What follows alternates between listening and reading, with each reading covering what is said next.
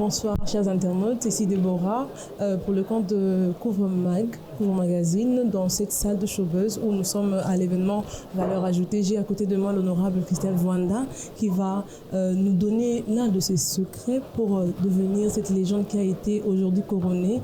Elle a reçu un trophée et quelles sont ses impressions et déjà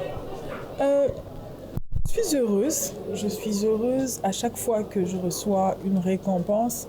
À mon avis, ça a toujours été interpellatrice parce que ça vous rappelle que vous avez des gens qui vous suivent, ça vous rappelle qu'il y a de jeunes filles qui vous suivent et qui vous prennent pour modèle. Donc à chaque pas franchi, plus de responsabilité, il faut faire attention à ce que l'on fait, à des actes que l'on pose. Voilà, je le vois vraiment comme ça en termes de responsabilisation. Après, on reste humain. Je suis très contente. Je vais célébrer mon trophée. Mais je n'oublie pas que le rendez-vous est au sommet. Et la question qui me vient maintenant à l'esprit, c'est quelles ont été les difficultés que vous avez rencontrées pour arriver jusqu'ici? Et comment est-ce que vous avez pu les surmonter? Merci beaucoup, madame. Beaucoup de difficultés, il y en a beaucoup, surtout lorsqu'on est jeune et on est jeune fille.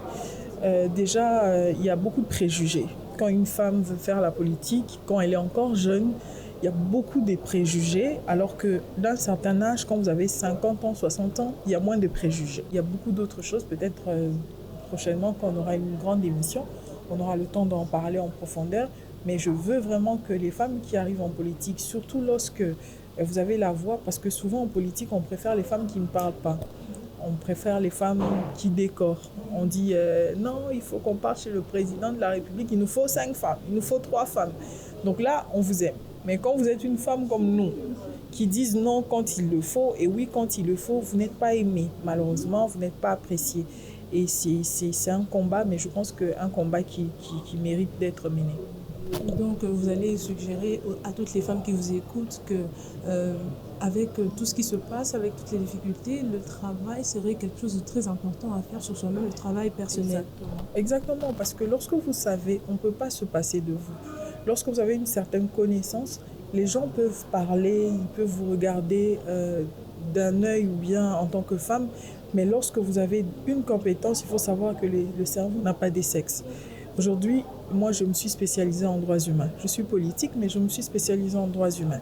Ce qui veut dire que si vous venez au Congo pour les droits humains, vous serez obligé de passer par moi. Même si vous ne m'aimez pas, mais vous êtes obligé de passer par moi.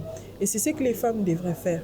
C'est spécialiser dans un domaine, malgré que vous êtes politique, mais que l'on reconnaisse en vous une spécialisation qui va faire à ce que vous soyez indispensable. Merci beaucoup, madame. Merci. Très honorée. Merci. Merci.